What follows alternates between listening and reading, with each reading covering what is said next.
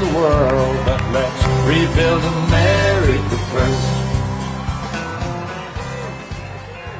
Well,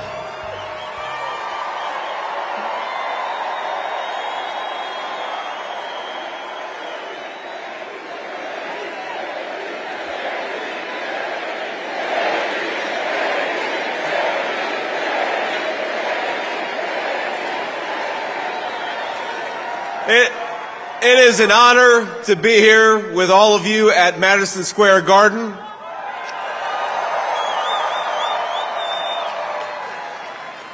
Now think about this. For more than a century, America's most celebrated heroes and legends have made history inside this iconic arena.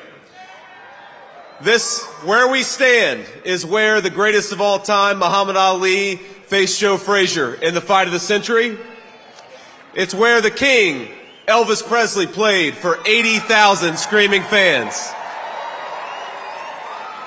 It's where the immortal Hulk Hogan pinned the Iron Sheik and let Hulkamania run wild.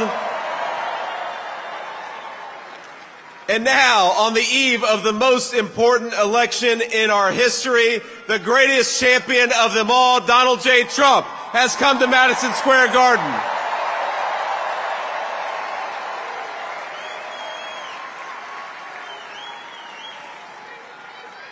And I believe in just 8 short days, we are going to turn the United States of America red and make Donald J. Trump the President of the United States.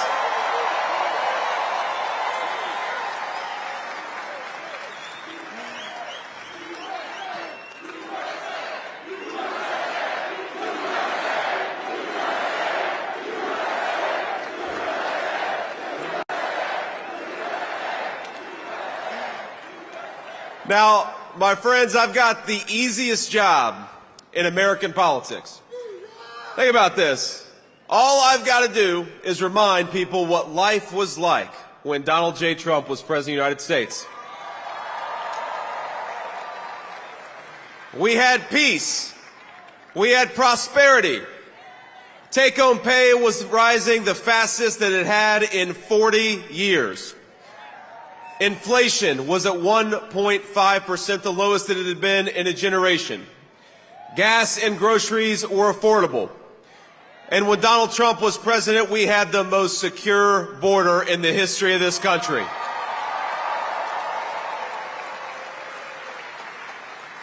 That's the Donald Trump record, and that's a record that's going to win in just 9 short days.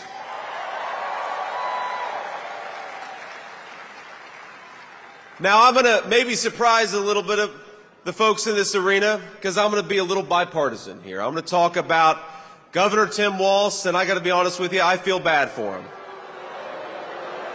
No. We ought to spare a prayer for Governor Tim Walz because he's got the hardest job in American politics. He's got to convince the American...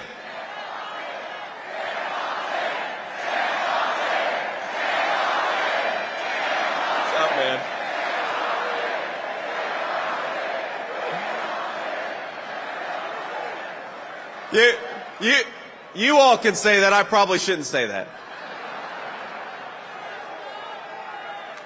But think about our friend Tim Walz has got to convince the American people that Kamala Harris is going to somehow fix the very problems she's been creating over the last 3.5 years. He's got to pretend that Kamala Harris didn't open up the southern border and let millions of illegal aliens in, even though we know she did. He's got to pretend that Kamala Harris didn't cast the deciding vote on trillions of dollars of new spending, which created the worst affordability crisis in 40 years in this country. And he's got to pretend that Kamala Harris actually has ideas in her head for how to govern the United States of America. Now, if you are the praying type, and I imagine a lot of us are, please say a prayer for Tim Walz because they're asking him to do the impossible. Kamala Harris acts like she's the candidate of change when she's been in office for 4 years.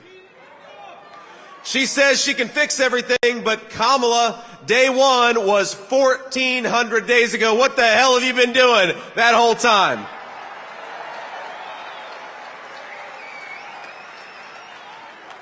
Now, my favorite Kamala Harris moment is that when somebody asks her for specifics on how she'll make life more affordable or groceries cheaper, she'll say, well, I grew up in a middle-class family. You say, Kamala Harris, how are you going to close down the southern border? Because for 4 years you've left it wide open. And she'll say, well, I made the hash browns when I worked at McDonald's and I was pretty good at it. And anybody with a lick of common sense is saying, Kamala Harris, you didn't answer the question. You didn't actually tell the American people how you're going to fix what you broke. And I got to be honest with you, even on that McDonald's answer, I'm not sure that she ever worked at McDonald's. In fact, I think our president, Donald J. Trump, has probably worked at McDonald's for longer than Kamala Harris has.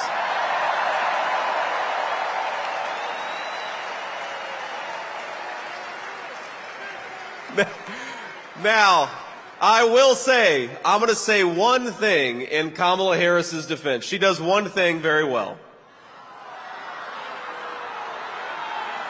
Look at this.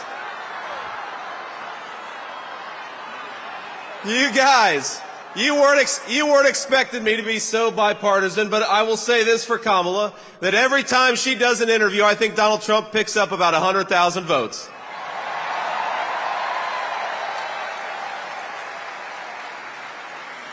Now, we're, of course, in one of the proud baseball cities in the United States of America.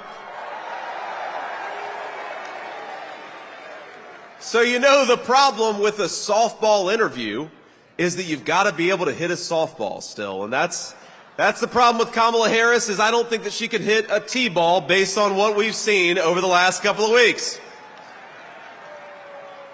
When she was asked what she would do differently compared to Joe Biden, she said, nothing comes to mind. She's running on how she's going to be different, but she couldn't name a single thing that she would do differently than Joe Biden. Now, I will say that could be the Kamala Harris official campaign slogan. Kamala Harris, nothing comes to mind.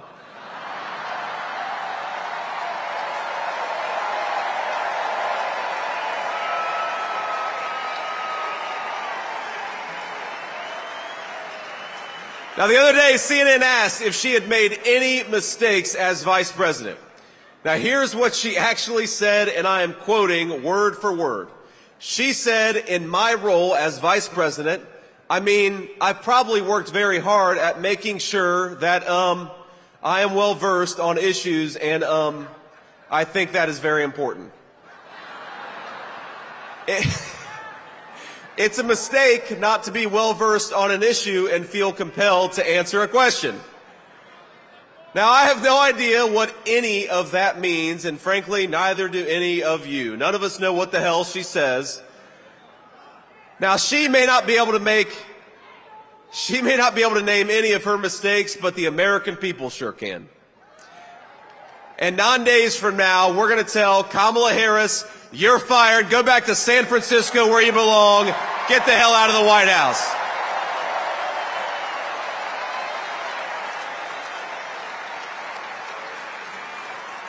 Now, together, Donald J. Trump and all of us as part of this movement are going to unleash a golden age of American prosperity. We're going to make life affordable again in the United States of America. We're going to put the American dream of homeownership within reach for millions of American young people. We're going to secure our border, and we're going to keep our families safe. We're going to protect your right to free speech and religious liberty. And we're going to do it all thanks to the leadership of one man. Now, we have to remember, that one man, Donald J. Trump, 8 years ago, go back 8 years, he had everything.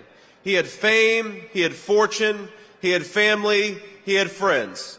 But he gave up the easy life to save the United States of America.